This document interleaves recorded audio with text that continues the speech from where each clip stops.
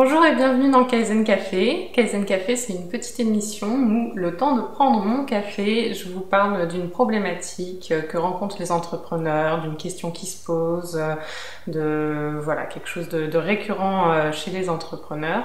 La question que je voulais aborder avec vous aujourd'hui, c'est comment surmonter la difficulté à faire des actions de vente de façon régulière.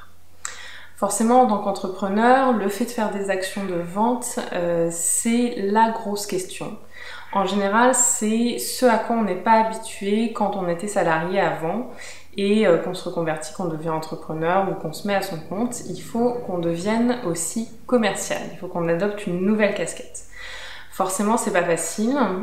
C'est d'autant moins facile si, comme moi, vous êtes introverti, par exemple. Mais bon, pas seulement. Hein. Les extravertis ne sont pas non concernés, moins concernés par cette problématique. Donc voilà, faire des actions de vente, c'est un gros sujet, c'est une angoisse récurrente chez les entrepreneurs. Et du coup, aujourd'hui, je voulais partager avec vous deux astuces qui m'ont beaucoup aidé dans le fait de faire des actions de vente et qui, j'espère, vous aideront aussi. La première astuce, c'est que la vente, il faut pas tout à fait la voir comme de la vente. Je m'explique. En fait, quand on pense vente, en général, c'est malheureux, on pense à quelque chose d'un peu commercial, un peu agressif, désagréable en fait. Hein. On n'aime pas subir un discours de vente trop fort, enfin, c'est très déplaisant. Et du coup, forcément, c'est pas quelque chose qu'on a envie d'imposer aux autres. C'est pour ça qu'il faut en fait changer de point de vue sur la vente et en particulier ce que je vous conseille et qui en fait une fois qu'on y pense paraît totalement logique, c'est de ne pas voir la vente comme de la vente mais voir ça comme le fait d'aider des gens. Si vous faites des services, si vous créez des produits pour les gens, dans le fond, ce à quoi ça revient toujours, c'est que vous êtes en train d'aider quelqu'un. Vous l'aidez contre rémunération, certes, mais c'est normal, en fait, c'est un échange de valeurs qui se crée, mais dans le fond, ce que vous faites, c'est vous l'aider.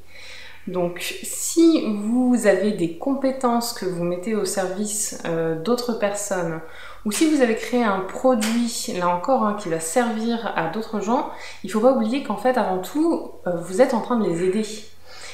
Et si vous passez en fait dans un point de vue je suis en train d'aider les gens, toute problématique vis-à-vis de la vente que vous pourriez avoir va s'envoler en fait. Ce sera beaucoup plus facile de vous dire voilà, j'essaye d'aider cette personne. Donc ça va forcément vous être utile et ça va peut-être aussi changer votre façon de faire. En fait, vous n'avez pas besoin d'être en permanence dans un discours ultra commercial à demander fortement une vente. Vous pouvez par contre tout à fait être en permanence dans une démarche d'aide.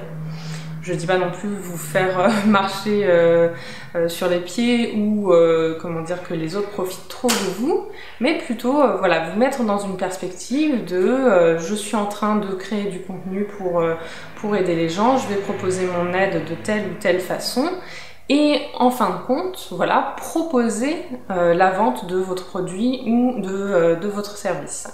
Et ça, croyez-moi, ça marchera bien mieux.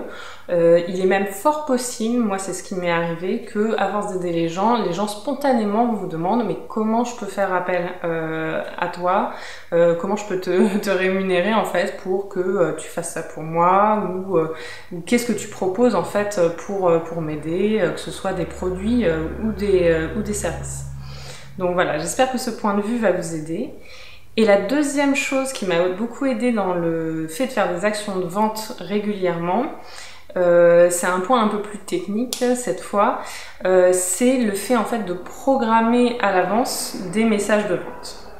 Je pense que je parle pour beaucoup de gens si je vous décris ce sentiment qui est un peu difficile au moment de cliquer sur un bouton pour envoyer une newsletter ou poster un message qui est un peu plus voilà, en mode voilà ce que je propose, acheter mes services, acheter mes produits.